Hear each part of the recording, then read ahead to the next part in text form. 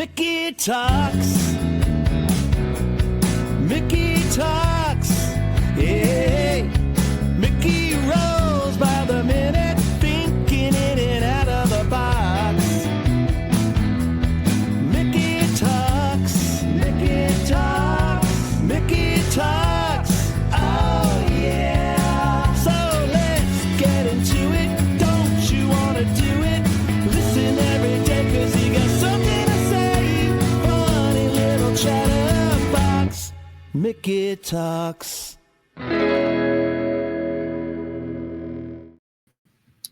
Matt, what's happening, buddy? How you doing, my friend? I'm miserable and good all at the same time. Yeah, you and me both. Yeah, I know, man. So what's been happening with you, buddy? You're not feeling good, are you? I'm feeling a lot better than I was over the weekend. Yeah, so I'm recovering. For some reason, my voice is blown out today. I don't know why. I don't either. It has nothing to do with. It was like a stomach thing I had over the weekend. Really? Yeah. Oh, that sucks. Hey, keep it on you for a second because you look really good right now. Yeah. Even though you're sick. And you sound great. So you just talk and it'll be me on camera. I would kill for that. I've been waiting for you to say that for 8 months. Hold on. I'm going to fix my camera. All right. This is how the professionals do it, folks. This is how we fix our cameras in the middle of the show. So, Matt, this weekend I went down to Florida.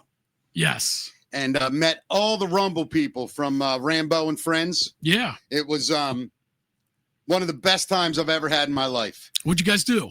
Well, it was really them and their fans. And for me to put this in perspective, these people were so nice to me and so amazing. And so all of it. It was just the most amazing sort of it was just incredible. That's their whole vibe. It really was. Yep. Yeah. Yeah. It was amazing. They've done very cool stuff for you and for this show and everything, man. Yeah, they have. I'm so happy. Joe and Dave, who those two, they just brought me into their world. We went down. We had a great time. And now we mentioned last week that we're going to make a big announcement. Yes, right? Correct. We're going to be changing the show a little bit. We're going to add an element to our show that I think is really needed for you and I. This entire time we've been trying to do it like a local radio show, blah, blah, blah. I think there's a lot more interesting things out in the world than just what's going on around town and all of that. I've been accepted and you've been accepted into this world where there's just so much going on right now. There's so much happening in the world. Yeah, I was going to say, and I think that there are so many subjects that you and I are fascinated by. Yeah, that would not necessarily match up with what the format of this show is. Yes, correct. Yeah. So what we're going to do is the show's just going to change a little bit. So what it's going to be is we'll have a theme for the day. And it's not conspiracy theory stuff. It's just things that are out there that we just want to talk about. We're not telling anybody what to think. We're not telling anyone this is true. We're just talking about things. And we're going to pick a subject a day that kind of we just want. And it might go multiple days. We might say today we're going to talk about this. And then we go, hey, you know what? Let's continue it tomorrow, man. You know what I mean? Are you good? Yeah, of course. So it's not going to be overtly Democrat, Republican. I'm not getting into that shit. You know what I mean? I don't want to get into. I mean, a lot of the stuff that we're even talking about, it wouldn't even involve essentially politics. I mean, it involves governments, but all over the world stuff. Yeah. And it really is just about an information pipeline, and then let people decide for themselves. You know what I mean? Yeah. We both find it fascinating, and we've both been, I guess, scared of it because it is intimidating. But as we've done the show, we've gotten into subjects where we realize, man, we could have talked about that for 4 hours. Yeah. So, I mean, for instance, we've talked forever about the discoveries of the pyramids. Yeah. And we dabbled a little bit into that, but we realized we could do a whole show on that. Yes, you're right. It wouldn't fit the format of this show as we've been doing it anyway. Yes. We talked about doing it as kind of like bonus content. Yes. But this would be even better to have an entire show dedicated to, like you were saying, one subject that we choose every show. Yeah, that's what we're going to do. So, like, I would like people to send us things they'd like us to look into. I think that's another cool element. Another thing we're going to do, Matt, and I want your opinion on this. I'd like to bring listeners on the show. And it's kind of easy to do, and we have to figure out exactly how to do it. I think they can request to do it, and then we just bring them in to the backstage and then bring them in when we want. Maybe we have them come in and say, hey, guys, I've always wondered about this. And then we start discussing it. Or we talk for a little bit and somebody comes in and they say, hey, I got something to say about that. And we hear what they have to say. Now, I want to make this clear. The first person that says, oh, it's a fact, fuck off. I don't believe you. I'm willing to listen. Don't tell me it's fact. Tell me to check it out for myself. You agree with that? Yeah, of course. Even as outrageous as it is. I met some people this weekend, diehard flat earth people. I have my opinion on that. I respected them. I listened to them. They make some interesting observations. Well, look, whether you believe that or not, yeah, I would just find it interesting why they have the beliefs that they do. That's another great point. Like, what led you to get there? Because a lot of times, people don't even realize, I'm just trying to get in the chat room. People don't even realize that like half the problems with these types of shows are that people basically say things like, oh, I know it's true. Like, no, you don't. You think it's true. You believe it's true, but you don't know. Knowing is when someone proves it, right? Sure. You agree with that? Yeah, it proves it with real facts. Sure. Yep. And that's what we're looking for.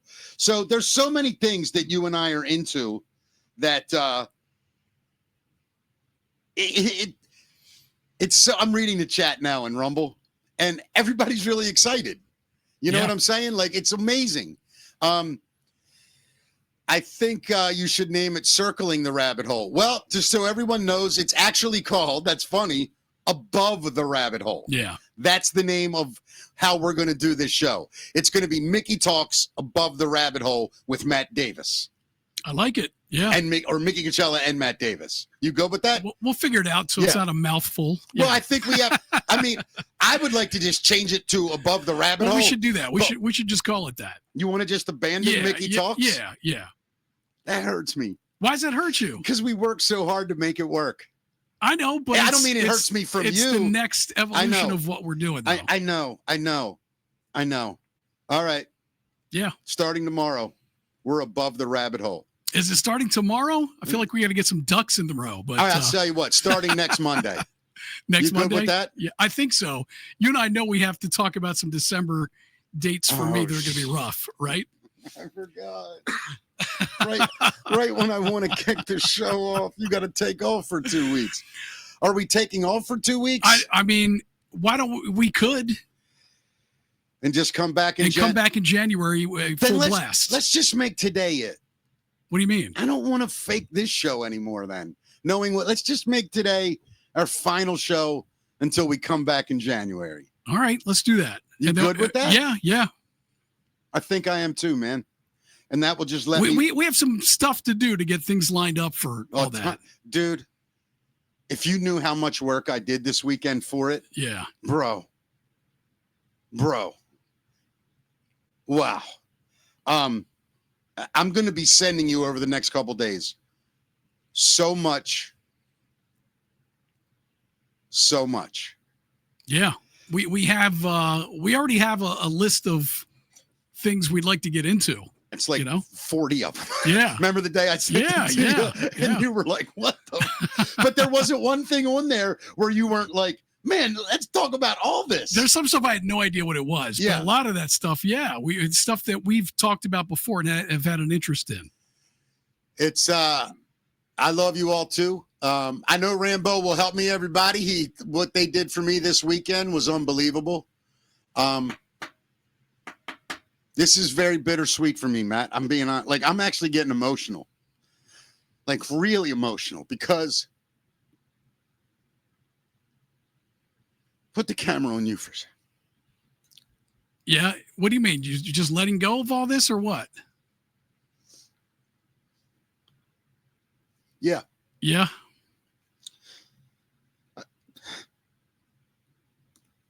I almost want to end the show.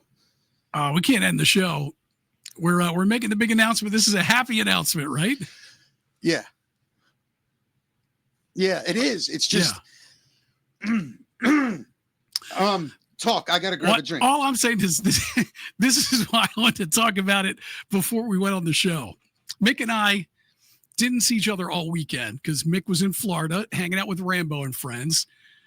We had an idea before he left, Mick, that we were going to be changing the show up and doing something a little different. And we were supposed to talk over the weekend. I got sick.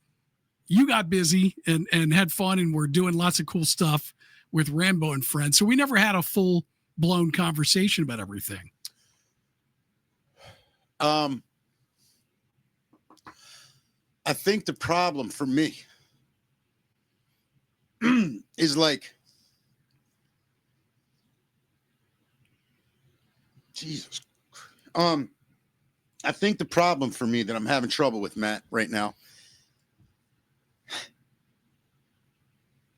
is we put so much work into this show as it is.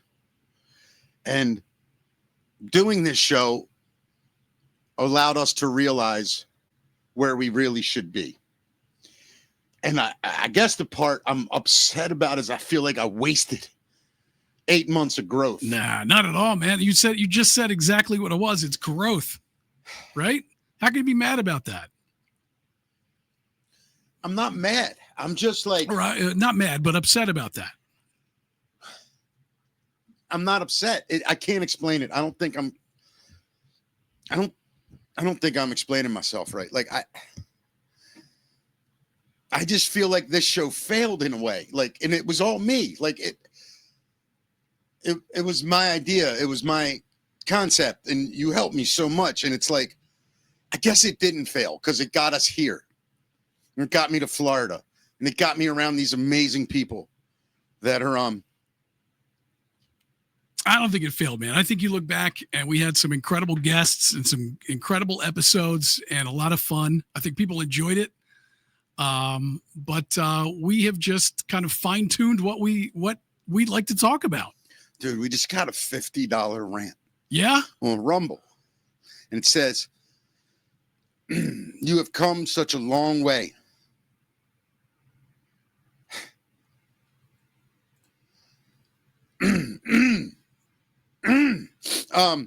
Jesus, thank you. Well, shout him out. What's his name? I'm getting there. I'm sorry. I can't even read them. My eyes are full, Matt.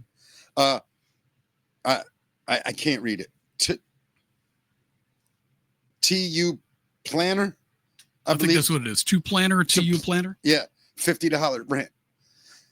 Thank you, everyone. God damn it. Jesus. I think the real problem is that I am I'm so overwhelmed by what happened this weekend, and knowing that what's about to happen for us, Matt, is fucking crazy, man. It's so overdue that people understand shit and people realize that everybody feels that there's weirdness in the world, and everybody feels that like there's all this information that we don't know what to trust or believe, and we all feel it. And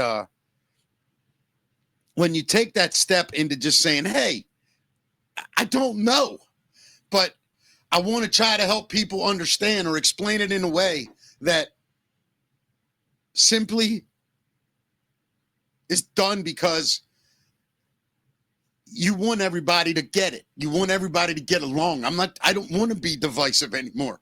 I don't want to be angry anymore at life. I don't want to be confused anymore. And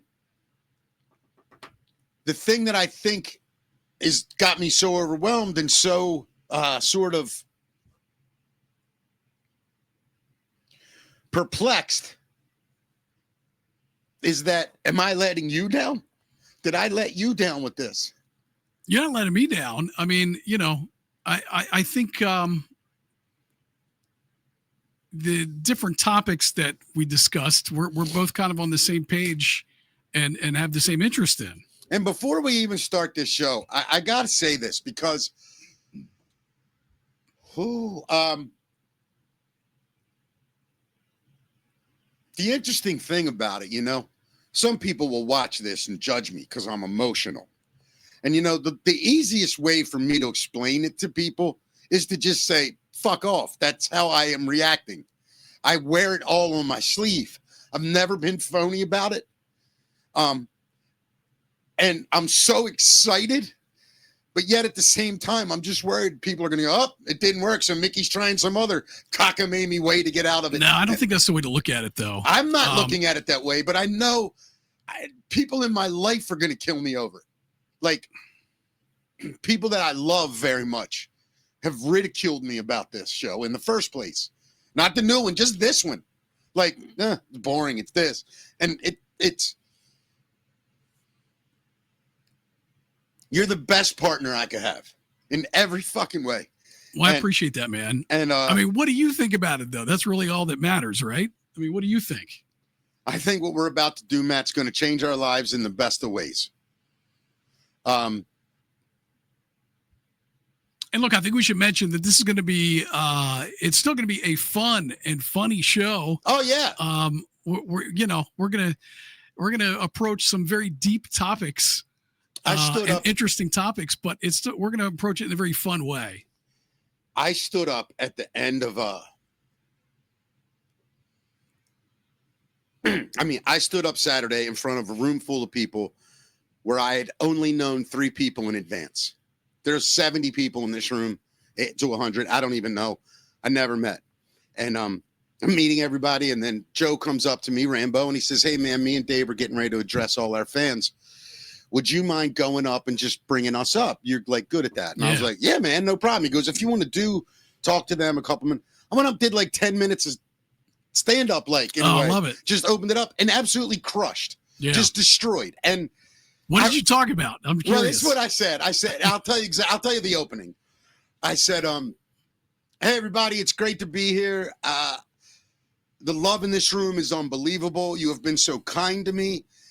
You have let me grow with you guys at my own pace. You don't get mad at me when I say I don't believe any of this shit sometimes. You don't get mad at me when I say you're all lunatics in a joking, loving way.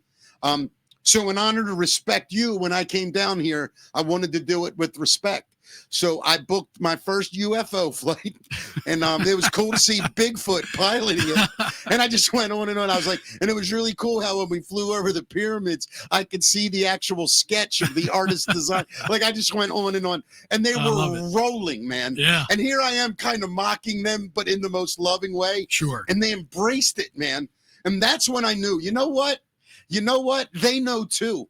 And do you know what their biggest problem is in life?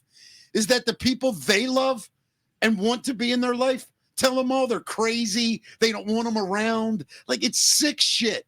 Like, really next level narcissism shit where people just say, you can't come to my house for Christmas or Thanksgiving because A, you voted for something, or B, you believe in something. Like, it's just so fucking nuts. And me and you are going to turn the whole thing on its fucking head. Well, look, there's going to be stuff that we don't believe anything about, but we're going to treat people with respect and just there's a lot of stuff I find interesting, even though I know I don't believe it, and there's a low chance of somebody talking me into.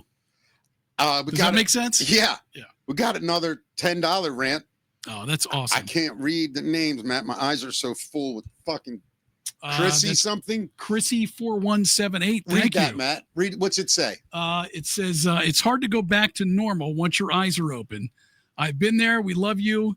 Whatever show you do, and if Matt is interested, you both can do it.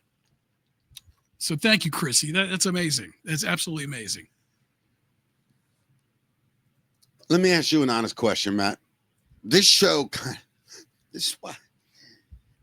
Can you please go back to you for a second? Yeah. I gotta get my thoughts here, man. I wasn't expecting this. No, I'm really I know. overwhelmed. You know, we haven't. We literally said before you left on Thursday that we're like, all right, you're gonna have a lot of downtime. We're gonna talk over the weekend. none of that happened. I know it, partially because I was sick all weekend long, and I know you were probably busy and hanging out with people all day. Oh fuck. Here's what I want to say. So we don't have to decide everything right here on the air today. I know, but you know what, dude? I keep it as real as any motherfucker. Yeah. So here's what I'm realizing. This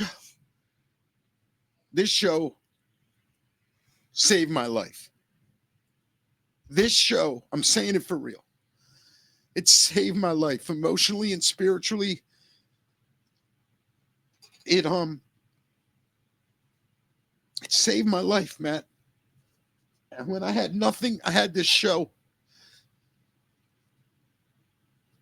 And I'm God damn it, I sound so fake right now. No, man, I don't think you do at all, because I feel the same way you do, in that this show gave both of us a little bit of hope to do something we love to do. I just am coming to the realization that it's time to go to the next level. Yeah. And these shows, dude, and these people. And look, I got to say something. You're going to hear words like Q, right? Anon, all these things that go on in the world. I'm in none of it. I'm not in any of it. I'm not down the rabbit holes at all. What I am, though, is at least to a point where I go, okay, you know what? In all fairness, I don't know if I agree with anything, but I'm starting to at least respect the intellect of these people. Very much so. And I'm starting to respect the fact that we at least need to listen. At the end of it, we can say, hey, guess what? I see what you're saying. I'm not all in, but I do realize that's something we should probably keep an eye on. Yeah. You know what I mean? For sure. And oh,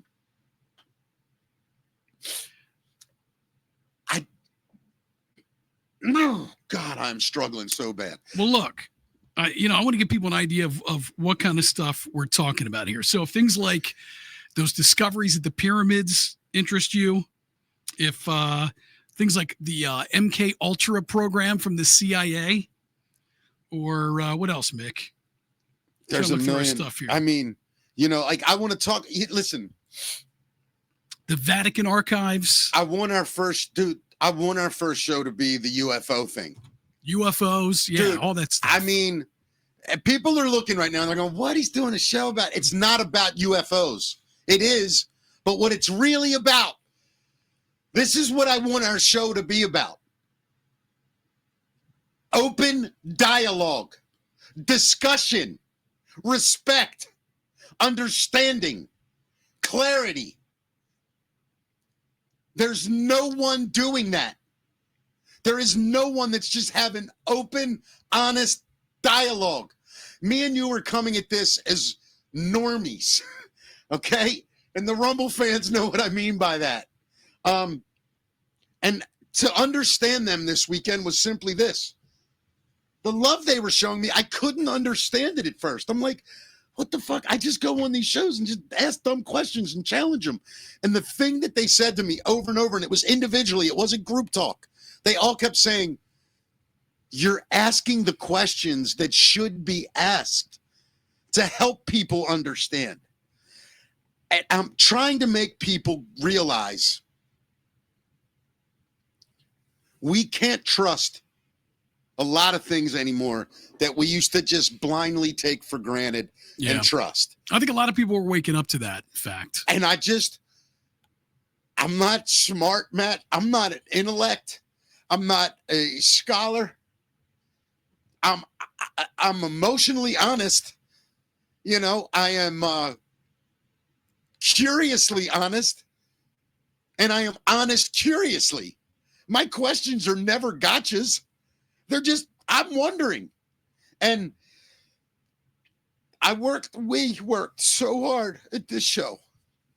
And what we accomplished in 8 months, by the way, it's fucking amazing.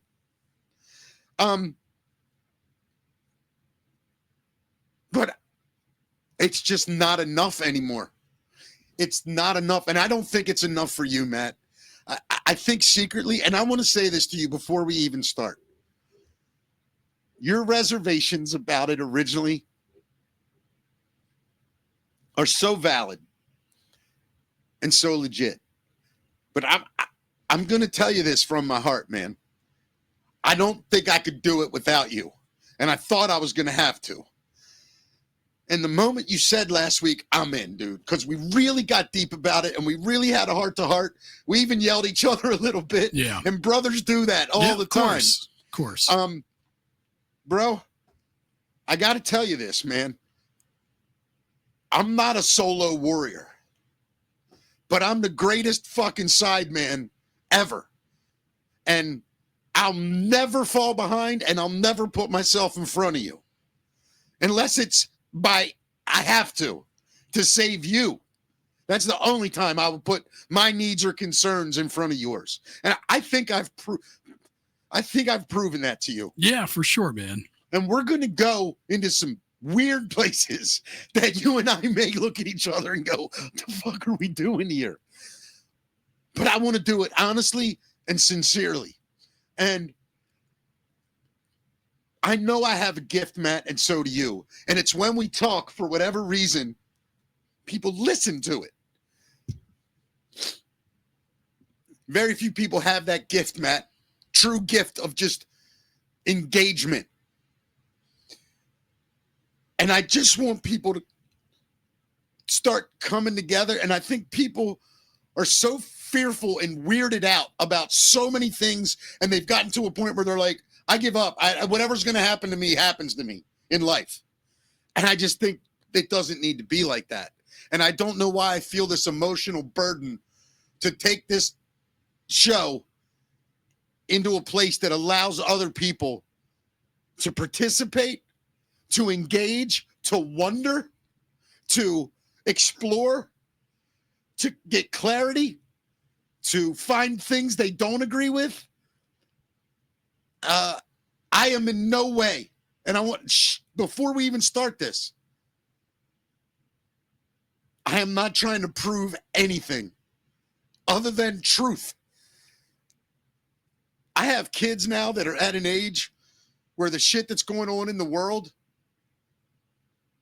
will fuck them up if they don't understand everything. I think generations have been lied to for a long time.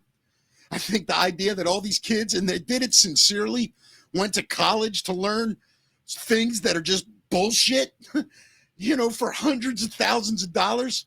They were just fed lies. Like, I can't take it anymore. You know what I mean? Did you ever see the movie Network? That famous line?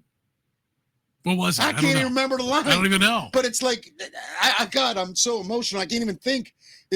Or Radio something. That fucking movie where the guy was like, basically like, how I'm fucking it up. But I don't know why I just got here right now, Matt. I'm sorry. It's all good. But I think when we said, let's just make today's the last show, Mickey Talks. What number is it? 166 today. We did 166 shows, Matt.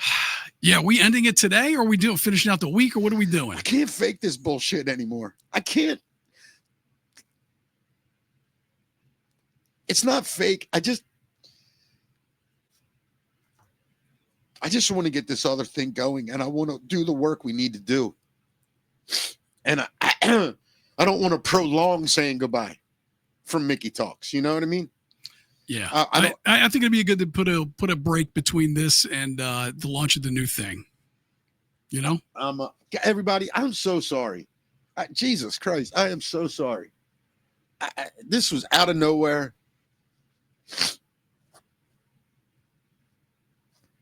Fuck. I think what I'm going to do, Matt, if you're okay with it while you're doing the radio thing, I might just come down here and just go live, maybe have like comedians and just so I don't go insane. But I won't use the Mickey Talk logos. I'll just do. Well, I'll do a show with you. I mean, there's a couple days. Yeah. Okay. We'll have to talk about, but yeah. I guess just the realization that as hard as I worked, and hard as you worked, and we just, I'm looking at it the wrong way right now. And you're right. It's a good thing. We're growing. It's hard to let go of the past sometimes, and it's hard to let go of something you tried so hard. And at the end, you just get so fucking angry and so frustrated that you just go, fuck it. I'm doing it. I'm doing it. And we're doing it. And some people that like the show may not like the new one. And I'm sorry. I don't mean that to hurt anyone. And I get it. And all my friends that came on here, I wish I could have made it work. But I know what both of us want to do. And I know that we're going to have more fun doing it.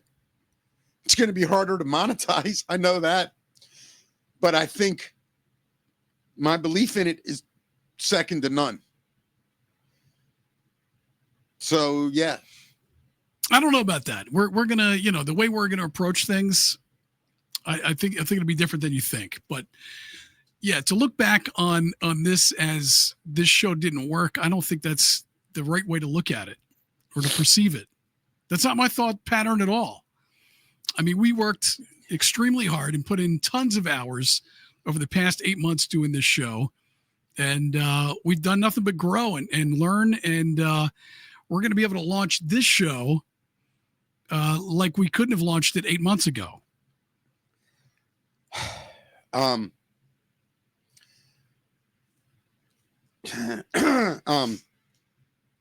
Yeah. Man, it's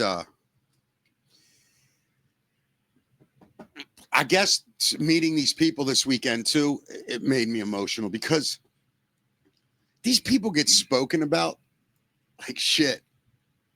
And when you meet these people, everyone should be as good as them. Everyone should have the character they do. Are they wrong about some things? Maybe. Does that make them fucking terrible people? Does that make them not qualified to speak about? It's just disgusting. And this weekend, things were said to me, and I'm like, I don't know. Like, it was just my way of going, you know what I'm saying? But I don't disrespect them at all. No, of course. And I think that's, we're definitely on the same page in that everybody that comes on our show gets respect. I hope so, dude. Did he just...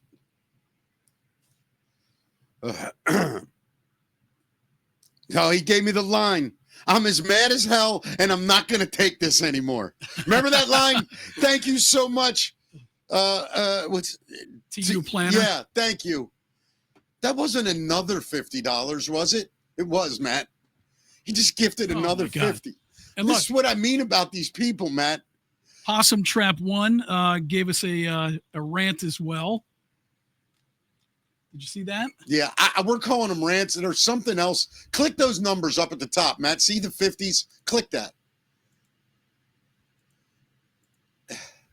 I don't know what those are called. We haven't even learned it yet. I don't know if those are rants or what they are. And Rambo will help me with all of it. I just...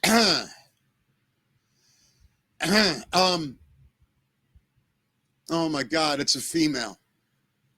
TU Planner. Thank you. TU Planner. And if I'm saying it wrong, I'm so sorry. Top Planner. I don't know what it is. I mean, I don't know. Matt. Yeah. You've done an unbelievable job on this show, man. And the reason this show looks good and sounds good is because of you not being willing to accept mediocrity like I've always done and just never gave a fuck and moved forward. Because of you, this show looks and sounds great. And if I'm left to my own devices, I'm completely worthless. I need people around me, and I have. You're the best one I've ever worked with. Well, we are a very good yin and yang in many, many ways. Yes. I think. And I want to take the pressure off of both of us. I want the audience to be able to keep us on the air, not bullshit. And some of our sponsors were amazing. And none of them were bullshit. What I mean bullshit is me going out every day and trying to find a couple $100 for somebody to buy an ad where we say, hey, thank you, blah, blah. It's just exhausting. And I can't blame people for not just throwing piles of money at us. But if we're going to do this and we're going to do it for free, which it looks like we might, I don't know, maybe they'll support it. I'm going to do what I want to do, not what I think people want to hear. And I think we did a great show. It was funny as hell. So many great moments, so many great interviews. Yeah. Some of those interviews, some of my favorite interviews that anyone's ever done. And not because of what me and you said, because of the guests. We did. We've had great guests on this show. And that's going to continue, actually. Just different types of guests. So, to the audience, the Facebook OGs, which is where we started. Yeah. You made us believe, you kept us going in the beginning. To the YouTube crowd, little bit of you that watch, thank you. To the Rumble audience, unbelievable. Yeah. Matt, have you ever been somewhere where you've never met anyone and they all know you and you don't understand why? Like when we were on the radio, we got it. We're in Baltimore, we're blow torch 500,000 people a day. Of course people are going to know who we are. I went to Florida. Everybody in the damn room walked up to me. Mickey! I'm like, I've never seen you in my life. I don't even know. And they were quoting me. They were talking about it. Yeah, we owe a lot of that to Joe Rambo and friends, for sure. Yeah. Who facilitated that.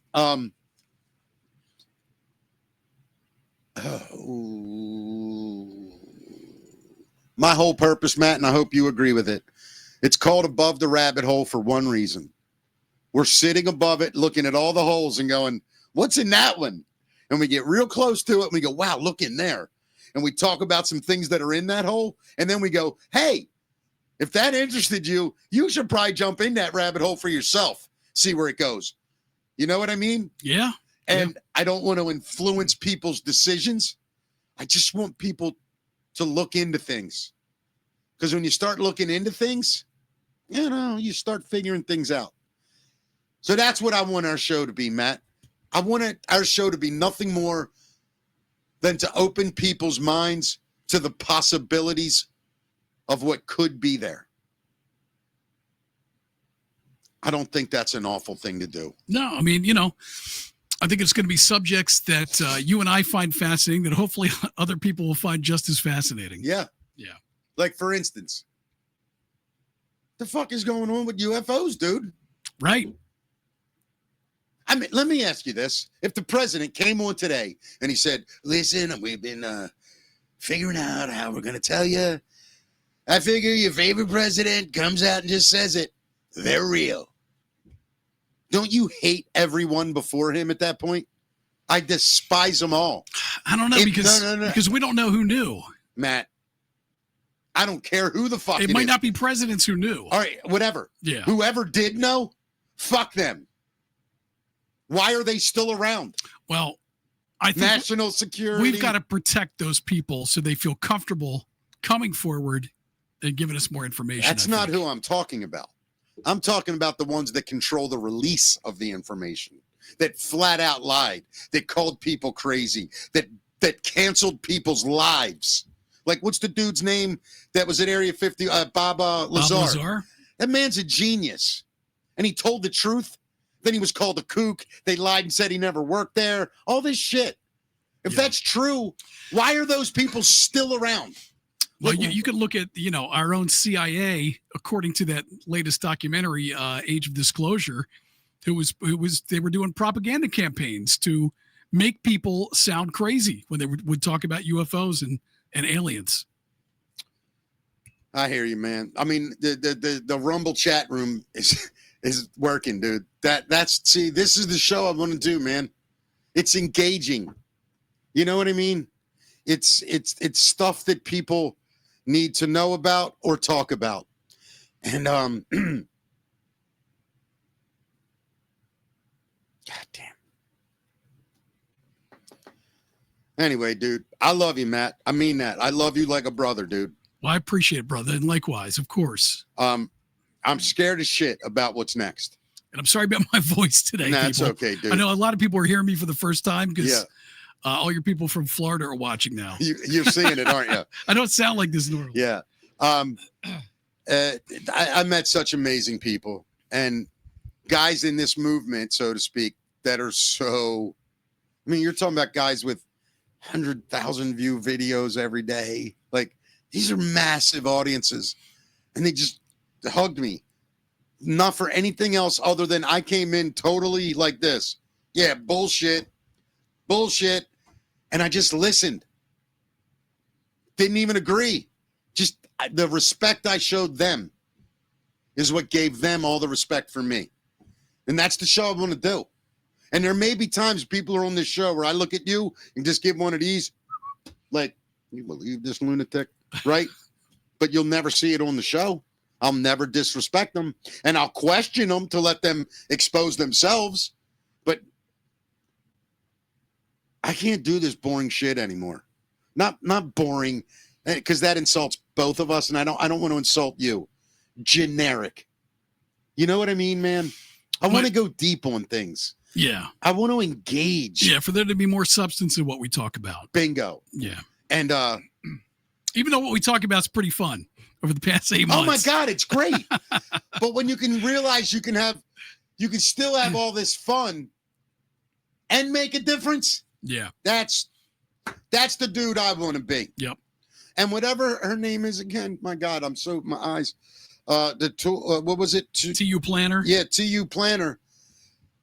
You're just one of so many that is like this. I mean, by the way, these aren't filthy rich people, Matt. A couple of them were, I'm not going to lie. I did meet a couple of very wealthy people. However, the average person was just, I mean, people were there from Minnesota, Michigan, Arizona, New Jersey. This is all in West Palm Beach or Jupiter. They came from all over the country. Yeah. Just to get together with each other. It was amazing and inspiring on an emotional level, not a show busy level, emotional. And I think I'm forever changed, dude. I'm not kidding you.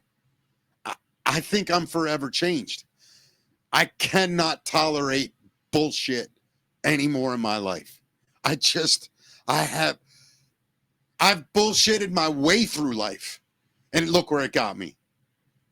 And I'm recognizing my own bullshit. I'm tired of bullshit, especially my own. So I just have to do with you, not bullshit. You agree? Yeah, man.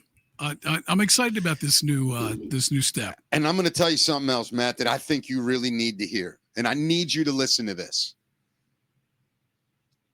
I've had many partners in broadcasting. I've been on the air with many people is what I meant. You're my favorite one, dude. Wow. That's amazing. That's not lying. Dude, you've been on the radio with some pretty talented people. I'm telling you now, Matt, I've never been more relaxed.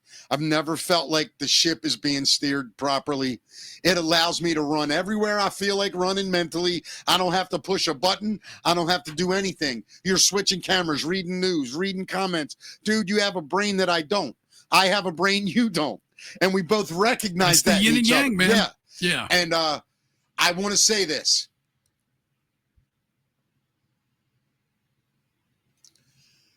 In the future, if I step out of line or go down a hole or mention something you don't want to talk about, you never, ever have to feel bad for saying, dude, hold up. I'm not comfortable here. I'll stop dead in my tracks out of respect for you. So I love you, dude. I hope you're ready for what's about to happen, Matt. Matt, it's next level, dude. It's that I set my alarm to make sure that I blow my nose because no, I'm kidding. We got another money thing, dude. I can't let this go. Oh my God. $20 from my boy Moonshine Mitch, dude. It says, Wow. Thanks for being honest and genuine. That's what many of us are looking for. Well, Matt will tell you, I'm pretty genuine. I don't hide anything. Do I? No, man. You. I think that's what people have always appreciated about you in our town, in our local town, throughout your radio career. Is just you've been you. You've been real. Matt, my bullshit has cost me so much in my life. My desire to be accepted and loved and appreciated and all those things led me down some, not drugs, not alcohol, not womanizing, none of that stuff, just false beliefs and chasing things that don't matter because I thought they did. I'm not chasing anything anymore, but I'll tell you this, everybody's going to chase us because we're going to do something that I don't think's ever been done. We are going to present things in a way that says this, we don't know, but here's everything we know about it. Decide for yourself. Prove us wrong. I'm ready to be proven wrong. I really am. And I don't remember if it was that one guy before Charlie Kirk that Steven Crowder, remember? Didn't he start the whole abortion is terrible, prove me wrong or something? Remember? Was that him or Charlie? Yeah, I think it was. Yeah. I think it was Crowder. I'm not going down that. I'm not discussing shit like that. Yeah. I might say UFOs are real, prove me wrong. I might say the pyramids weren't built the way we're told, prove me wrong. Or look at all this crazy stuff the CIA did back during the MK Ultra program. Yeah. Dude, MK Ultra. I mean, I think if the public really knew, that's the problem. And that's what, all right, I'm just saying it, fuck it. Here's my long-term plan, Matt. You know I wanted to make a network with this show. Yeah. I want to make a network of all these kinds of shows. And I want me and you to be the guy that the new people come to in the beginning. And they go, psst, what the fuck's going on? And we go, shh, listen, we're going to tell you.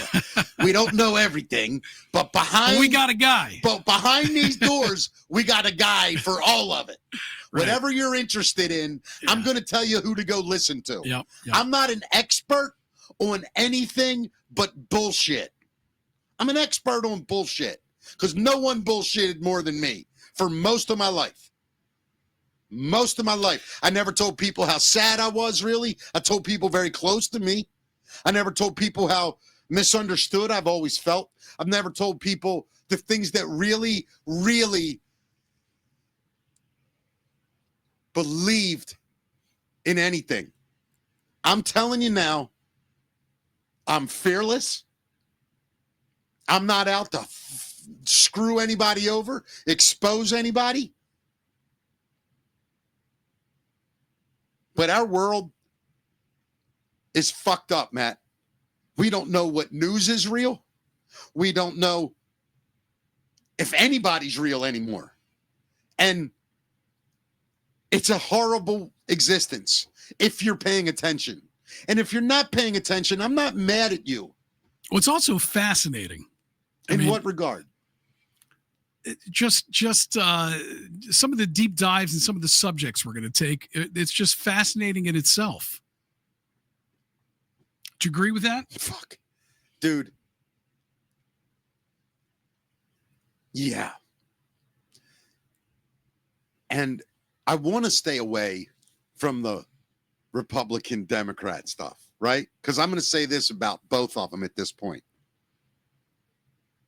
You're both full of shit about a lot of things. Somewhere in the middle of both of you dickhead parties is the truth. I'm done listening to all of it. I'm going to find out my own truth. I'm not listening anymore. I'm not listening to them. They have proven to be A, untrustworthy, B, full of shit, C, completely unreliable. That goes for news. It goes for papers. It goes for bloggers.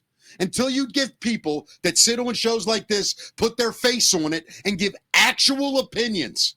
They say, I said this. Not, well, I heard. Here's another thing. An anonymous source can fuck off. Done with them. Not listening. I don't take it serious. It's not credible. Does it intrigue me? Yeah. But until one person puts their name on rumors, I'm not doing it. And I'm discrediting you from the start. I get you have to protect the source. Then be a news person. Research enough that no matter who told you, you don't even need them. Show the facts. This person said that they put this in this file cabinet. Show me a picture of the file cabinet with that thing in it before you open your mouth. Right? Yeah, I mean, you hit the nail on the head.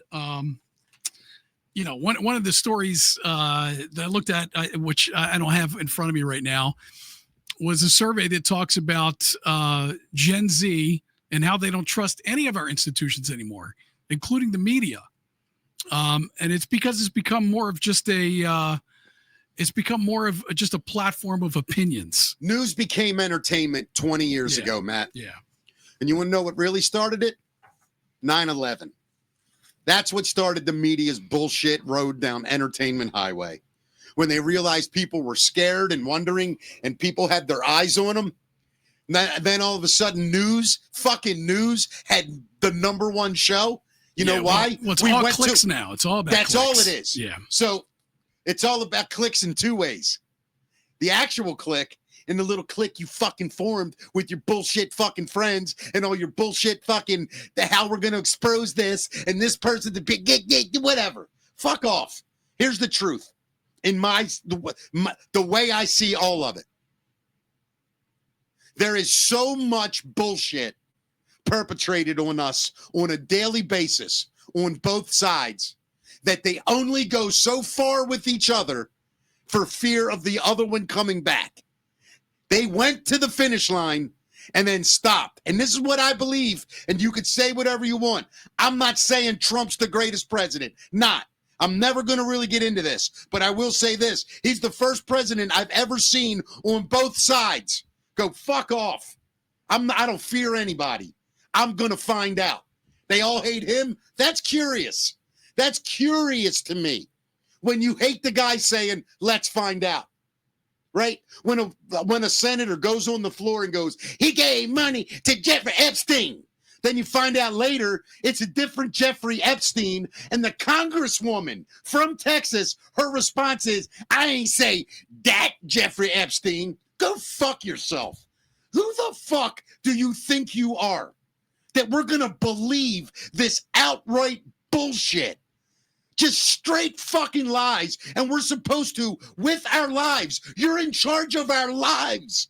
And we're going to take you serious? Are you out of your fucking mind? I cannot accept this shit. Not for me, for everyone in this country. And look, I'm not alone and you're not alone. And at the end of the day, I'm getting answers. And guess what? Some of these answers might scare the fuck out of me. I'm pretty sure they will. Almost positive.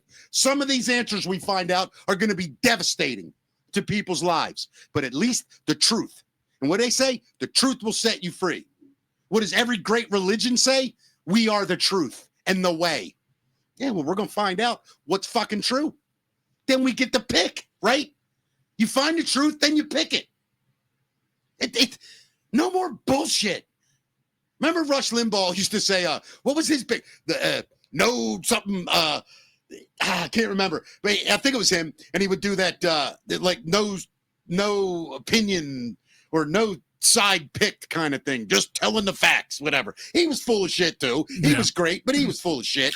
Well, you know, social media is full of just people regurgitating prepackaged lines at each other at this point. Yeah, I'm so sick of all of it, man. Aren't you really?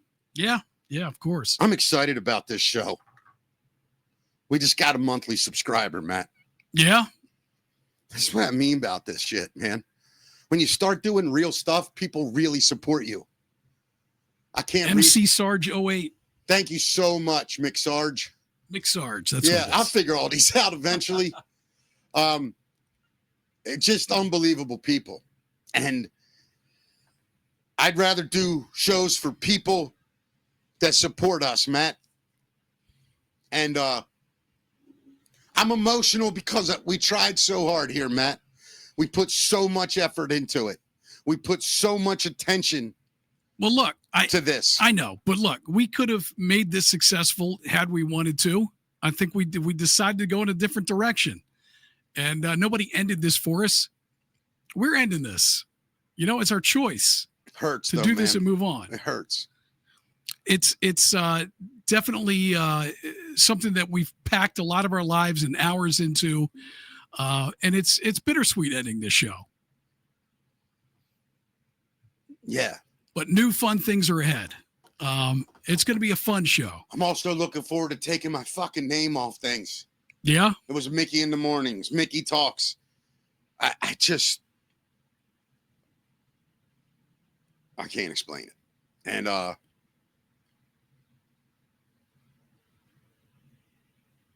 can guarantee you this, dude. This ain't gonna fail.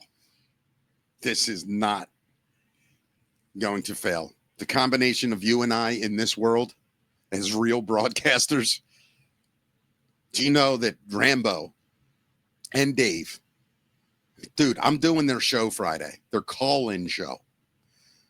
A lady from Germany, who I'm not trying to make fun of, that thick German accent. She calls Joe and she says, I don't want to do her accent because I'm not trying to insult her, but imagine that German woman accent. Her and her husband listen every day. And a lot of her friends don't speak English, so they can't watch the show. So she has to translate, and she doesn't always know how to explain it. So in the middle of that, a woman in Germany, halfway around the world, says on his show, Mickey, thank you. You taught me how to tell my friends. You told me questions to ask. And I'm listening to this going, what the fuck is happening? Like, this is all real, Matt. Like,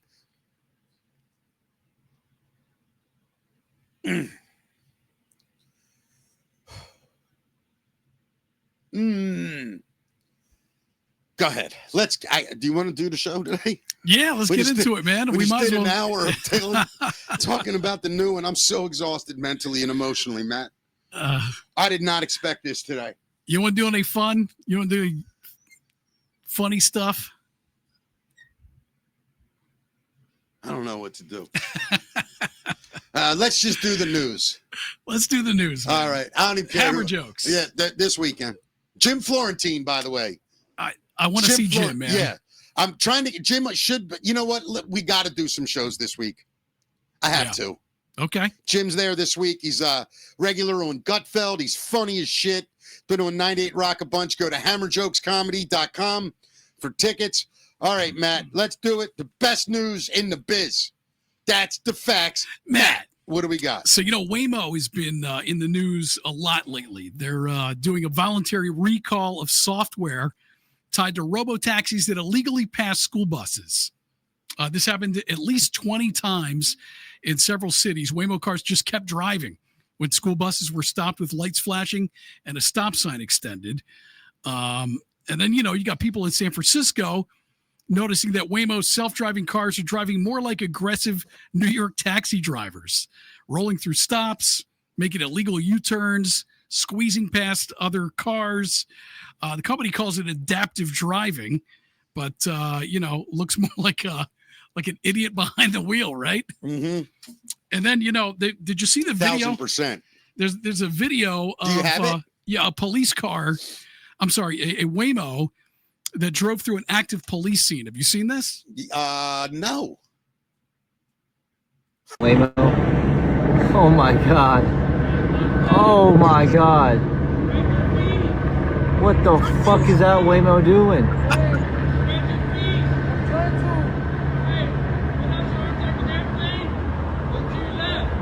Holy shit. That's a suspect laying on the ground. Nothing happened. Yeah, you know what it's like? Yeah, you gotta turn that volume. Yeah. By the way, you know what that's like, bro? Yeah. Seriously, look at this. Look. Imagine this. Okay, kids, on the safari next, look to your right there. The animal's laid down, ready to crouch and kill its prey. It's like driving it right up to the fucking lion. I know. That's crazy. Imagine a guy like just hops out and hops into Waymo, or you know. You know what I'm hearing? I'm hearing that they're toying with the idea of allowing police to stop them. Yeah, to shut down the Waymo. They cars. have to, right? They have to. Of course. Yeah. I don't know how you do that. I guess there'd have to be like a magnetic kill switch that they could just press a button, kill any of them. I guess they'd all have to have it built in. Yeah. That has that. Who's going to pay for that? The manufacturer would have to. Yeah, they would have to buy that. Yeah. I don't think it would be that much, honestly. A kill switch? I don't know. On everyone that a cop has the, Some kind of remote? Yeah. And then is that going to work? Right. Not only that, though, you'd have to figure out the situations only where you're allowed to do that. Like if the guy just won't pull over. Yeah. If I'm sitting in the back seat, and Waymo takes off, cop lights behind us, what can I do in the car? Am I in trouble? I don't think the passenger would ever be in trouble, right? Right. They wouldn't, right? No. Yeah, then I'm fine with it. Unless you're out committing an active crime, of course. Yeah, if it's a getaway car. Yeah, I get that. So, you know, Amazon is now testing ultra-fast 30-minute or less deliveries. Who is? Amazon. Okay. So they're trying this in Seattle and Philly, which will get purchases to your front door in 30 minutes. Not every item is going to be available, they say, and you have to pay extra for it. But it's really not that much here, actually. If you're a Prime member, your charge will be discounted to $3.99. A small basket fee of $1.99 will also be added to orders below 15. But for everybody else, it's $13.99. Amazing. Amazing. It's just part of the I need everything right now. Yeah, I get it, dude. Of course, you know, there's certain items that you do want. Like you could drive out to the store and go get it. Something breaks in your house. You're like, I need this part to fix something. It'll be there in 30 minutes. 30 minutes. Yeah. I love it. Yeah. Your remote breaks. I need a spare remote. Boom, right to the house. Yeah. I get it. I love it. Pay an extra $3.99 for that. Yeah, I would do it. So there is a push to rename American football. And people are asking, what should it be? I'm going to think about that while you tell me some ideas. So President Trump says soccer is the real football. So the American sport should be renamed. And so people are speculating what it should be. You want to hear some of the options people have suggested? Sure. Number one is gridiron. It's not bad, but are you ready for some gridiron? I get it. I don't know if I hate it, honestly. Go ahead. What else? Number two is pigskin. Hate it. Number three is tackle football or American football. I don't like that either. Tackle football. Yeah. No, I don't like that. Is that, you got more? Yeah. There's somebody said Ameriball. Next. Number one, kickball. That name's kind of already taken, though, isn't it? Yeah. Two, soccer. They suggested. Funny. So they just switch names. Yeah. Millionaire Fight Club. That's great. How about full contact chess? That's another good one. Full contact chess. How about proof black guys are more athletic than white guys? We just call it. Do we really need any more proof of that? Proof. Yeah. Go ahead. What else? Somebody else said footsie. I don't hate footsie. I don't hate it. Oh no, I hate it. I hate it. What else? You tell a 300-pound guy and he's going to ready? Get Are ready you to play ready footsie. for some footsie? The last two are end zone and yard ball. Yard ball's not bad. Yeah. I like yard ball. Yeah, you know, kind of sticks it to him with an anti-metric system name. How about, what's that contest they do? Catch, punt. Kirk McEwen won it, or was in it when he was. It's a thing they do with high school, and they compete at the stadium. They punt, they throw. It's a contest. Really? Somebody in the chat room, what is that called? When you take those great football players and they have to do three things. Like a try something? Yeah, I forget what it is. 5'3" dude. I don't know a lot about football, but I know enough, you know. That'd be tough renaming a sport like that, I think. I agree with you. I agree. So there's a survey that found the worst Christmas gift, according to a new survey. You know what it is? What? It is the self-help book. Oh, yeah? Yeah. It's a survey commissioned by by BetMGM Casino, found the most unwanted gift this year is the self-help book. The survey titled The Great Christmas Debate also found that only 12% of Americans believe the best part of Christmas is receiving or giving gifts. That sounds amazing. It does sound amazing, actually, doesn't it? Yeah. Yeah. I agree with it, though. I do, too. Yeah. Another Christmas debate solved by the survey found that over 7 in 10 Americans approve of regifting Christmas presents. Why not? I could care less. Somebody here said punt, pass, and kick. That's it. Punt, pass, kick. Punt, pass, and kick. Yeah, we could call it PPK. PPK. I like it. PPK, Yeah, right? Yeah. Because they punt, they pass, and they kick. You could add run in there, too. Yeah. Punt, pass, kick, run. Yeah. Football. Very inaccurate. Right? I mean, seriously. Yeah, very. I mean, soccer should be football. Well, I think they did it to compete with football in Europe. I think they were saying, no, we're going to call this is our football. Instead of being. Is that how it happened? Is that how it went down? I'll be honest with you. You know what? If only there was device, Matt. Let me see if I can get an answer out of this son of a bitch. All right, give me a second, everybody. I got to go talk to my girl. She's my favorite. You know that, right? Hold on. Ready? Talking about Sage? Yeah. Hey, Sage, why did they call American football in the beginning? What made them decide that? Hey there. So the whole naming thing is kind of a fun little historical quirk. Basically, when American football was first evolving in the 19th century, it actually had its roots in the various forms of football being played in England. Back then, football was kind of a catch-all term for a whole family of games that involved kicking and carrying a ball. Over time, the American version borrowed a lot from rugby, but the name football just kind of stuck around, even though the game became more about running with the ball in your hands than actually kicking it. In other words, they kind of inherited the name from those girly football-like games, and it just never changed, even as the sport evolved. Interesting, man. Told you, yeah. Yeah, had no idea. Yeah, and you know what? I get it, but let's give football back to them. It's theirs. Don't you agree? Yeah, the soccer should be called football. Yes. Right? I agree. Now, there are other countries. We're going to get them to change. Well, they call it football. What am I saying? They call it football. What, in Europe? In Europe, yeah. They laugh at us. Yeah, right, yeah. They're like, you don't even use your feet. Like, what are you talking about? You know, a game where everything is controlled by your feet, that's football. Maybe they should call it appendage ball. Yeah. Like where you can use all your appendages in this game. Right. Yeah. Well, Mick, the search for Bradford, the astronaut teddy bear, is on. Yes. Yes. The school in England is on a mission to find a lost astronaut and bring him home. This is 7th and 8th graders at a school in Hampshire recently launched a teddy bear named Bradford into the stratosphere on board a weather balloon as part of a science project.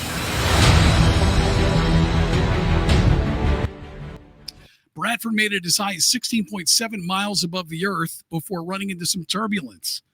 As Bradford was beginning his descent, he broke loose from the balloon and plummeted back to Earth. Students believe Bradford may have landed about 80 miles away from the original launch site, and they're asking for help finding him. If you see Bradford around, look how high this teddy bear is, though. Yeah, that's crazy as shit, dude. Their teachers urge them to remain calm and not worry about Bradford because he is very brave and resourceful.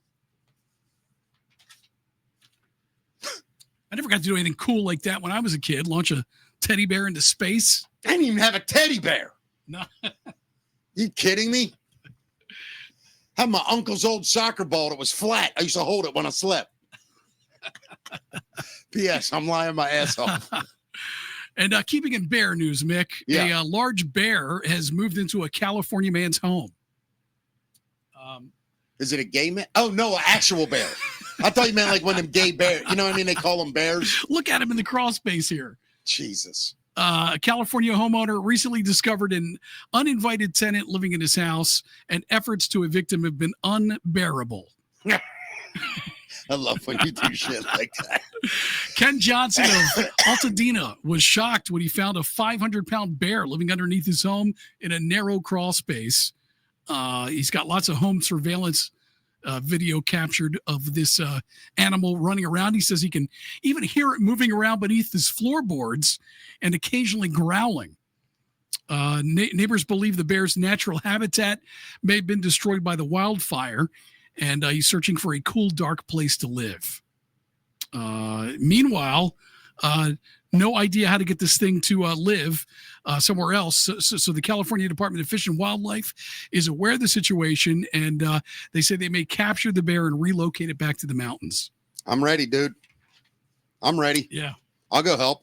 Would you help capture a bear? No. Oh, I would. I am 100% out on that. I'd hope for two things: a successful capture, or it mauls me to death. Either one, I'm a winner. They'll name something after you. Yeah. Being a hero like that. Oh yeah. There's a guy who accidentally deposited meth at his bank. Mick, we'll wrap up with this story here. Not a Florida man story, by the way. It's a guy in Ohio, 46-year-old guy, got arrested after he went to the drive-thru at his local bank and deposited drugs by mistake. He was using their pneumatic tube system and dropped a bag of meth in the canister. Oh, that was my drugs. Oh. Are you serious? Yeah. That's hilarious. Happened in Columbus near the West Virginia border. That's 46-year-old Jason Smith. He was using the bank's air tube system last Wednesday, dropped a small baggie of meth in the canister, and the bank called it in. So then the cops tracked Jason down, searched his car, and found more drugs. Hey, man, there you go. God bless him. Dude, you're supposed to put that in my safe deposit box. Hey, man, if I told you once, I told you 1,000 times. Nothing in the trunk. It's the first place they look. Idiot. Love the guy. What else we got? Is that news? That's news. All right, buddy. You want to do music? Yeah, let's do music. All right, let's do music.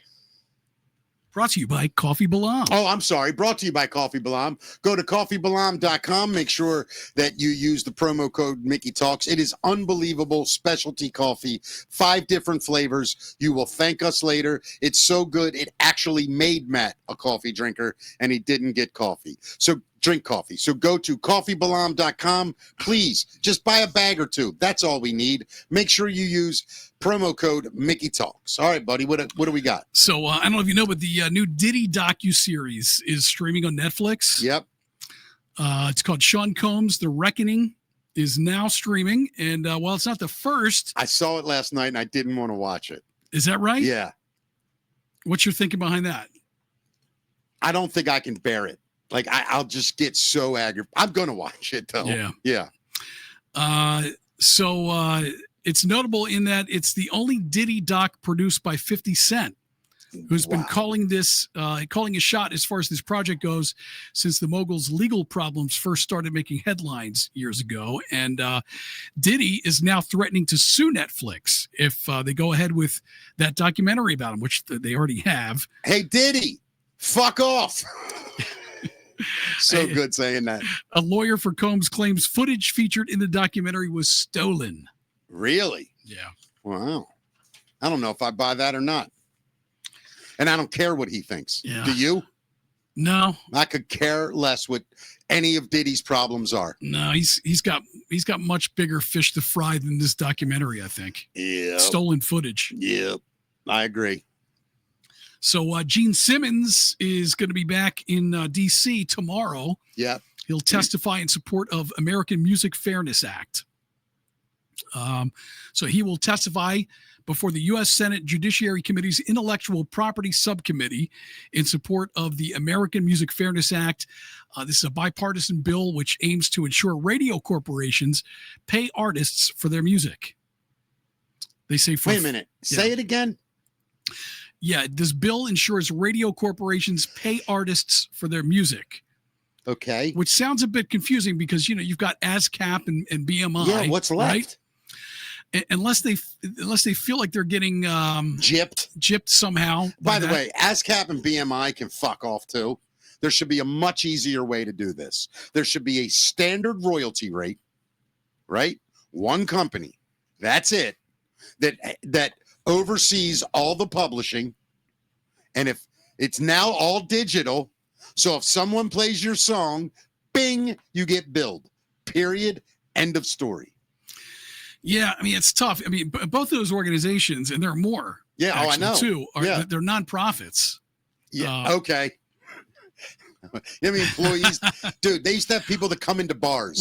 Well, it's a giant. I know it's a giant operation though to keep track of all that stuff. So you got to give them a little bit of credit for what they're doing. Yeah, and little, but they've abused it and they have made it ridiculous. You think so? Yes, 100%. Well, maybe that's what this is about. Now that it's digital, they can just code it all and it will automatically ping. And for them to say that it won't is bullshit. Put a song on Facebook, see what happens. How do they know? There's a digital code inside of every digital music now. Don't tell me radio stations can't do it. Yeah, they say they're going to treat competing music platforms the same and create a fair market value for music performance royalties. It'll protect small local radio broadcasters through an exemption for stations less than that make less than 1.5 million in annual revenue. Exempt qualified public, college, and other non-commercial stations would pay a very small fee per year. But I guess their big worry are these giant. There's a handful of giant radio corporations that I guess they feel should be paying their share. Yeah, we know who they are. iHeart. Who's that other dickhead company? What's the other terrible one? Do you know who I mean? Who is? Never mind. Whoops. Shit, man. I'm so sorry. Don't apologize, man. I forgot. Anyway, yeah, there's a bunch of big companies that own all the radio stations, and that's why we always end up in these situations, because giant corporations ruin everything because they just try to rape the product to make as much money as they can. I've said it 1,000 times. Corporations are great until they're greedy, and corporations become greedy almost immediately. It's how they survive. Yeah, I don't know what these artists get from airplay. You know, I've had a few friends who have had mild success in the industry, and they'll show me these checks they get. Yeah. And it's like 13 cents or so, you know? Yeah. Let me ask you a question. Yeah. Do you understand what points mean on a record deal? Do you understand what that means? Yeah. So like if I said an artist got 10 points, what does that mean? Well, it's a percentage of the it's a entire, percentage. Yeah. So a point is a percentage. Yeah. So you're getting 10%. By the way, 12% was kind of a big deal in the 80s, right? The record companies got the other 88 points. So for every $10 a band made, let's just say it was a good deal, a great deal, 15 points. They got $1.50. The label got $8.50. Yeah, and they're essentially paying back a loan. No. The artist, I mean. The artist doesn't even get its point till the recording is all paid back. Well, that's what I mean. They're paying back a loan first. Correct. Yeah. So they pay back what the label put out in its completion, in its entirety. So the label now has zero money that it put out, right? The band paid it back with record sales. So they broke even. Now the album keeps selling. The label gets 88 or 85%. The artist gets 15. You're a piece of shit. Hopefully people are negotiating those deals a little bit better these days. There are no deals. Well, right. They're called 360s. Yeah. So now the label gets part of your sales digitally, part of your touring, and part of your merchandise. People want fame that bad that they'll give it away. And that's why I'm sitting in this chair, because I refused to do it when it was offered to me by big comedy distributors. I was like, nah, I'll stay broke. You ain't gonna rob me just for fame. Fuck off. I don't want fame. I don't. Never wanted it. I hate fame. I hate it. I hate celebrity. I hate fame. I just like entertaining people. Look, and let's be real. Fame sucks when you're broke. Fame sucks when you have money. Yeah, but it sucks even worse when you're broke. Trust me. Yeah. Did you watch the Eddie Murphy documentary? Yeah. Think about this for a real second. Red Fox, one of the greatest comedians that ever lived, one of the best sitcoms ever on television. When he died, Eddie Murphy had to bury him. He had no money. He had no family. Now, was he irresponsible with money? Sure.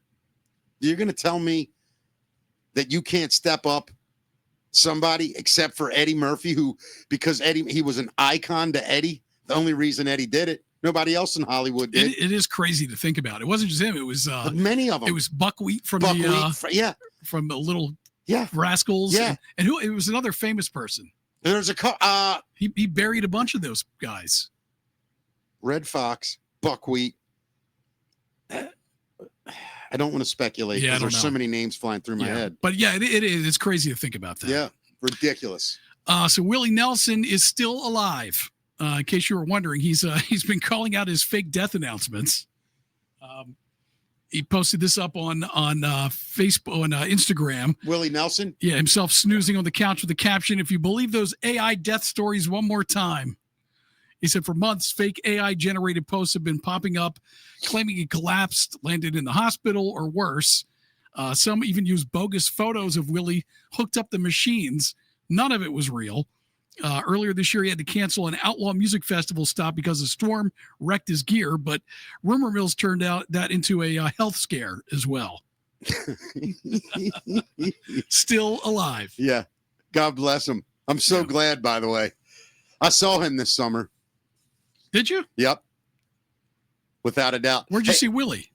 At Merriweather with Bob Dylan. Oh. We talked about that. Man, you got to lay off the drugs, dude. Yeah. I'm not on any drugs. Yeah, I went. My old brain. It was a miserable time, but it was cool. Yeah. Yeah. Anyway, great news that Willie Nelson is still alive. Absolutely. Yeah. May he live forever. Ever and ever. Him, Keith Richards, them dudes should stick around. Paul McCartney. Don't start. Yeah. Yeah. Yeah. Moving on. So PETA is now asking Alice in Chains to change their name. Not for anything the band did, but for what the organization wants them to do. People for the Ethical Treatment of Animals is asking the band to change the name they've had since their inception in 1987. In a letter, the animal rights advocates wrote, "Dear Jerry, Sean, Mike, and William, coming to you with a wonderfully strange request from us at PETA. Would Alice in Chains be willing to go by Betty in Chains across social media for a month to spotlight a dear elephant who literally spends her life in chains?" You know, I got to be honest with you. I wish zoos were like ranches, like just massive, right? And these animals could live out on like a range, not like in a little 2-acre field where they're stuck with the same water hole, the same tree. Like that part does suck. But for humans to be able to see these animals in person, to truly appreciate them,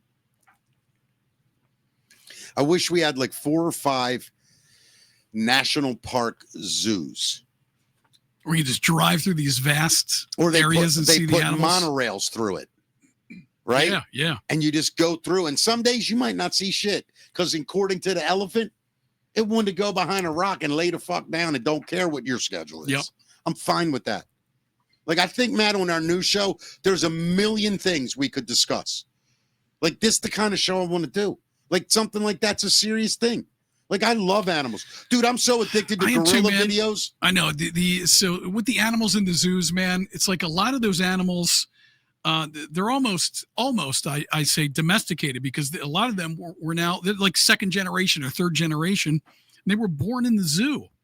And they're very well cared for. We know that about our Maryland Zoo here in town. But, you know, I guess they are wild animals at heart, just like you said. And, you know, be nice if they were able to run and live in a big habitat instead of a little cage. Yep. Yeah. Hey, by the way, I just mentioned Bob Dylan and Willie Nelson that I went to that concert. Yeah.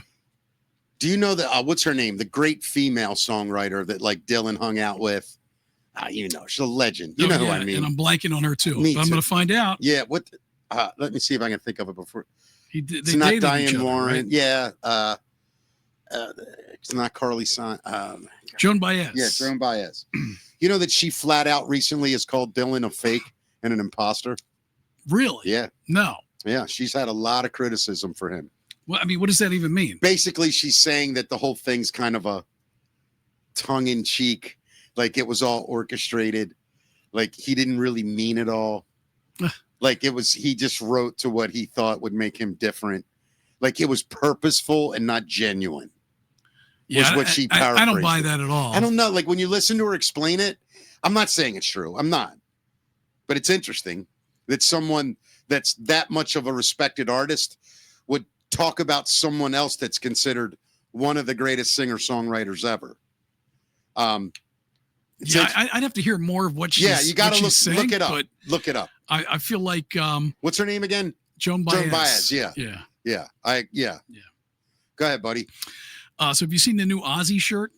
No. Do you have a picture? Yeah. All so right. the war of words between the Osbournes and Roger Waters has extended into the realm of merch. So I don't know if you remember this. The spat between the Osbournes and Waters started in September when he appeared on the Independent Inc. podcast. And he said that Ozzy was, quote, all over the TV for hundreds of years with his idiocy and nonsense, and that he couldn't care less about Black Sabbath or Ozzy solo music.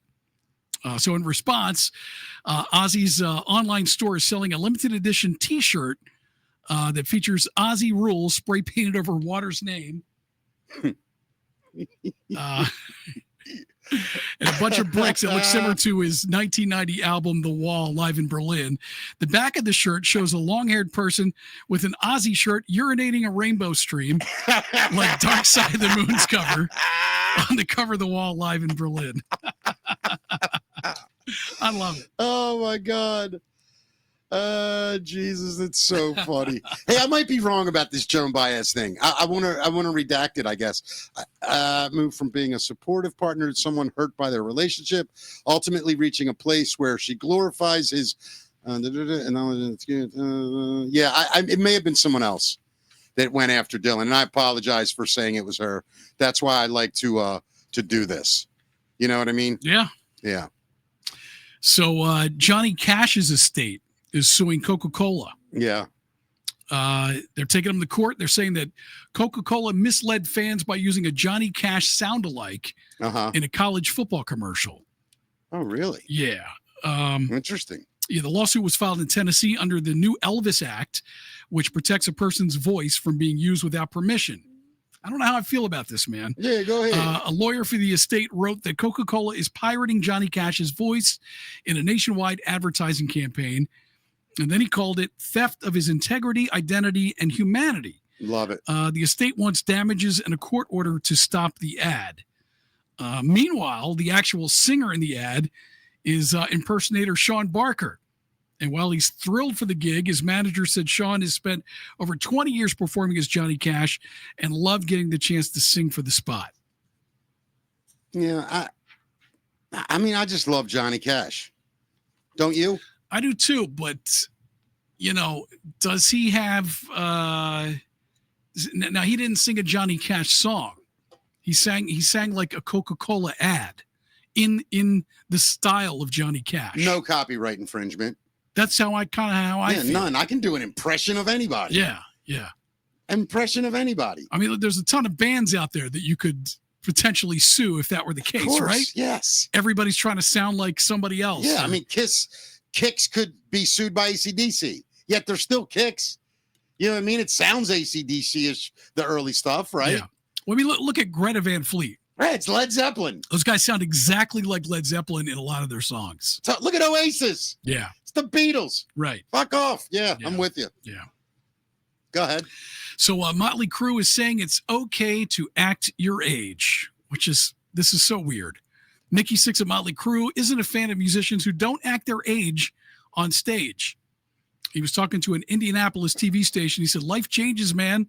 It's cool that it changes. He says, the thing that I don't like is when I see artists that are still trying to act 25 and they're 65. Uh-huh. Anybody else talk about this recently? You did, but I think it's funny that Motley Crue is talking about that, don't you? No, because Motley Crue, how do I explain it? I mean, yes, in a way, but they just wear jeans and t-shirts. I know, but they're dyeing their hair jet black. I don't have a problem Tommy with that. Lee's up on stage asking girls to show their boobs when he's 60-something years old. I get it. Is that acting your age? You don't think 60-year-old dudes like boobs? I'm being sincere here. I'm not saying I would do it. I mean, just saying 60-year-old guys like to have dark hair. I get it. But they're not acting their age, really. I'm not criticizing either way. I'm just saying it's kind of weird to say that when you're not really acting 60 or however old those guys are. All right, I want everybody right now to look at my face. This is going to be my face till I go. God. I know. Okay, I'll look. Yeah, till I go in the coffin. This is my face. Yep. This is my hair till I go in the coffin. I will get no plastic surgery. I won't get any of that bullshit filler. None of it. Look, I'm getting older, right? So look, I've lost weight. Look at this thing. I've showed you, right? Look, hold on. See it jiggling? You wait till this new show takes off, man. I'm not You're getting gonna be anything. a prima donna. Bullshit, I will. Now, I do think that taking things to help you stay healthy is fine. Of course. But I kid anyway. yeah, You know that. yeah, of course. But like plastic surgery, dyeing your hair, getting filler and shit. Yep. The fuck. Let me tell you, I want to say something else. If my looks determine whether you like me or not, I don't really want you as a fan. Right? It's a good point. Yeah. I don't. Yeah. When I listen to music, I don't care what they look like. I think some people are just more self-conscious about things. It's insecurity. It's what it is. It's the fear of fading away. You think so? Yeah, that's all it is. I don't think it is for everybody, though. I do. I think that in celebrity world, the fear of becoming old, because Hollywood, the pieces of shit. Well, you're right. In Hollywood, I agree with that. But I mean Hollywood, I mean entertainment. Sure, I agree with that. So music, acting, models, all that shit. You see some of these women now that were beautiful movie stars, and they get older, and you just see their face. Hi, you may remember me from such hit movies as. But I would like to tell you, oh God, You know, like I'd much rather bang an old chick like Helen Mirren, who just let herself age. Right? What's the other one? The greatest American actress, Meryl Streep. listen, Right? for a lot of those women, you got to have a little bit of sympathy for those women. No, you don't. Well, listen, for some of those women who are just purely liked because of their looks, and that's it. And you can Wait, I'm not talking about Meryl Streep or people hold with on. great acting skills, but wait. there are models and there are people in the entertainment industry Okay. who So are trying to prolong their career of looks, and that's all they got. and Right? yes, and I'm going to say this to you without trying to offend you. You just proved my point. Their whole career was how they looked. Right. Your career's over. Which is fine. You don't look like that anymore. They're trying to extend it. Which is fine. Yeah. Don't blame me then for going, not interested anymore. I would have still respected you and probably bought whatever you're selling if your face looked real. I think all that stuff's going to get better, though, too. Yeah, because have you seen that thing in Nancy Pelosi lately? What's that? Like 6 months ago? Eyebrows up here. Oh, She doesn't even move. This is her. We need to stop what's going on right now because they can't believe it. He's killing the country. She's like a puppet. Beyond a puppet, at least a puppet moves its mouth. This thing's stuck. They don't know what's going on. We're wondering somewhere. Oh my God! Hey, can we get please? Oh fuck! Oh God! Oh my God! It's disgusting. But that stuff will get better. What do you think then? What if you think they could do it, but you would never know whether they did it or not? How about this?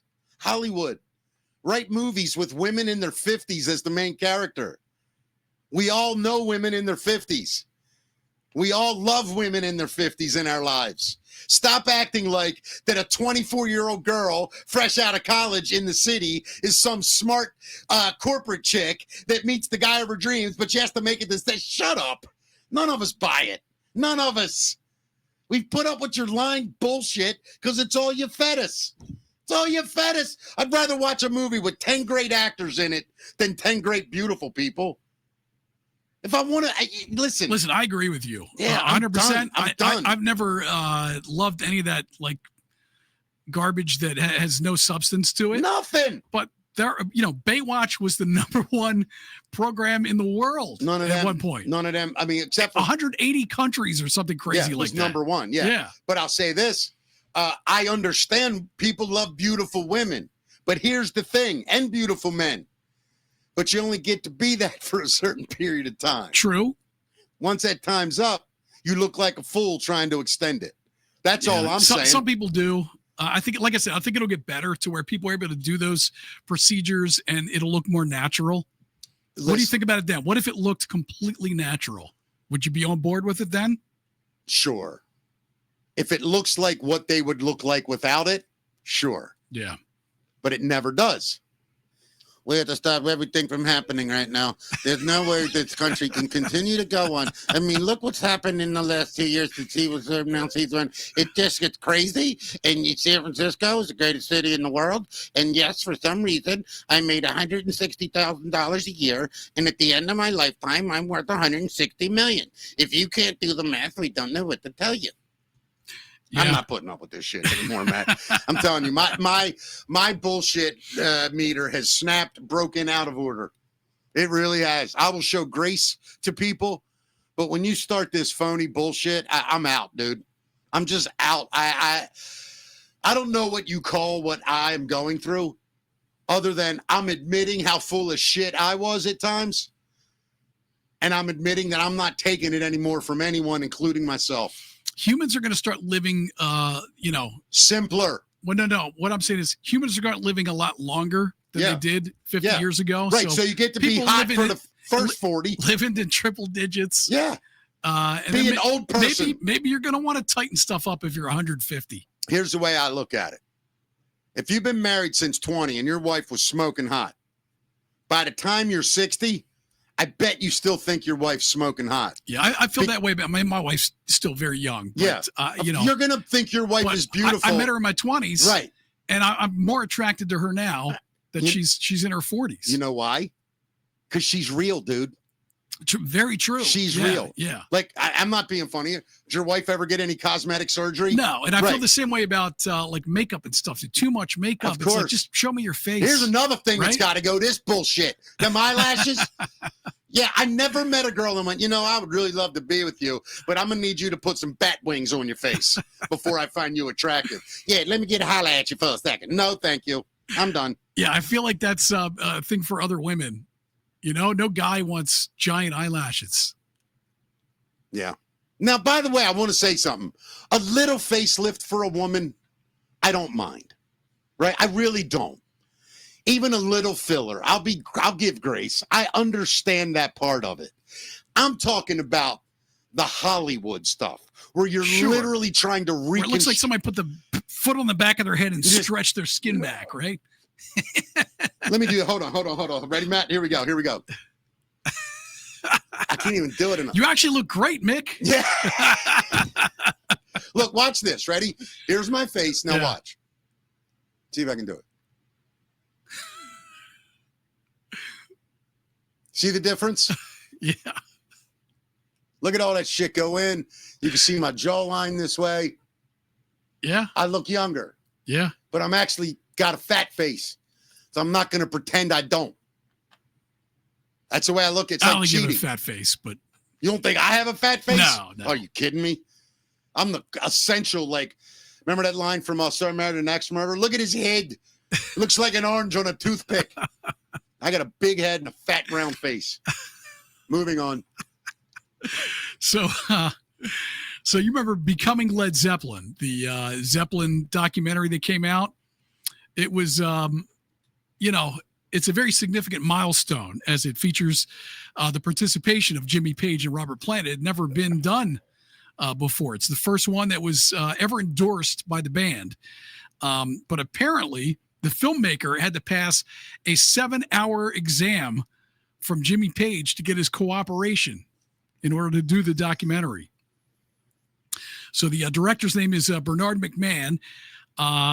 He did extensive preparation, and his knowledge impressed Page during their initial meeting where Page tested McMahon's knowledge of the band's history.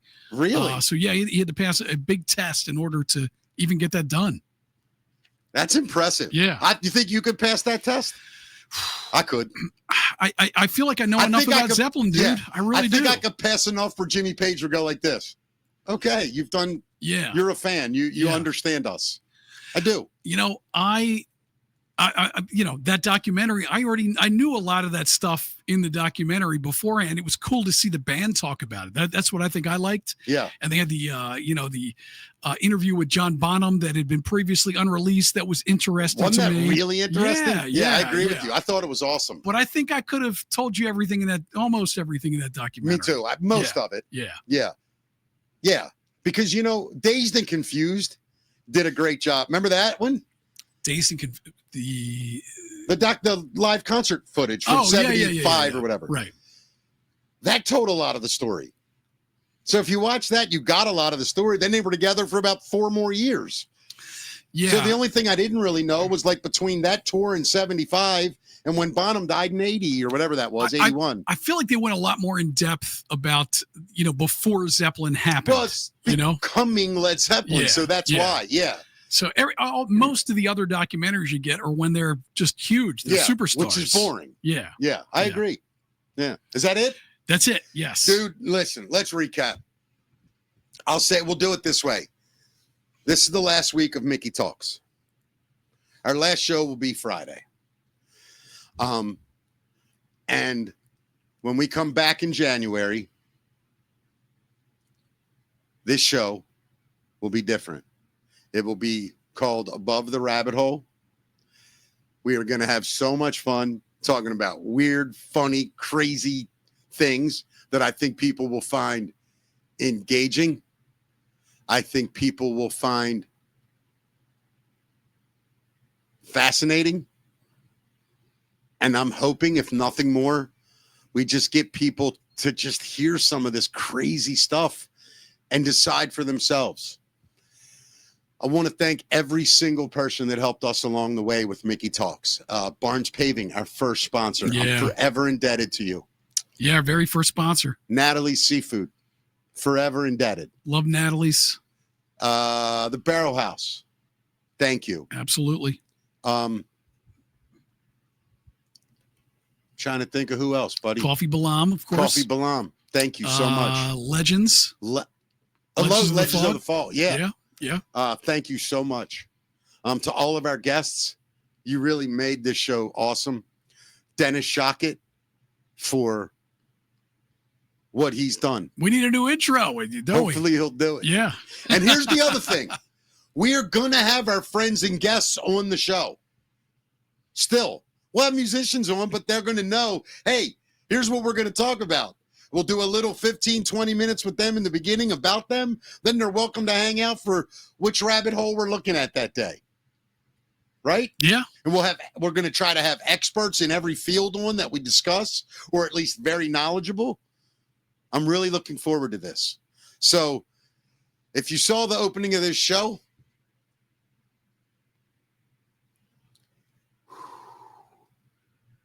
I got a little emotional, maybe a lot emotional. This show saved my life for real. It gave me a belief in myself again that I did not have. And Matt, you are without a doubt the guy that made it all come together. So thank you. And what we're going to do next is going to blow people's minds. We're probably going to only do the show on Rumble eventually. And the reason we're going to do it that way is because Rumble literally is the only platform with totally free speech. Another one I got to talk to you about is Pilled. Mm-hmm. Now, listen, people are going to go, oh, you're going right-wing crazy. Go to Rumble, see what's on it. You're full of shit. Yes, it started out that way. It's totally different now. It's just truly a free speech platform, and you're safe on there. Judge the show for yourself. Please don't judge Matt. There's no reason to. Matt does nothing more than comment on all this insanity that I live in. You're the best partner a guy could have. I'm convinced our show will be massive doing this. It's next level stuff. And quite frankly, I'm ready. We're going to do some interesting shows, and this could be fun. There's still going to be laughs, but we're going to take you down some fun paths and show you some of our cool interests. Yeah, and I'm sorry for my emotions early in the show. I really am, because it makes it hard for you to move past it. And no, man, I think it was all real, and people appreciate that. And it is tough to let this concept go. Yeah. Something we've been doing for almost a year, every single day for a year. Yeah.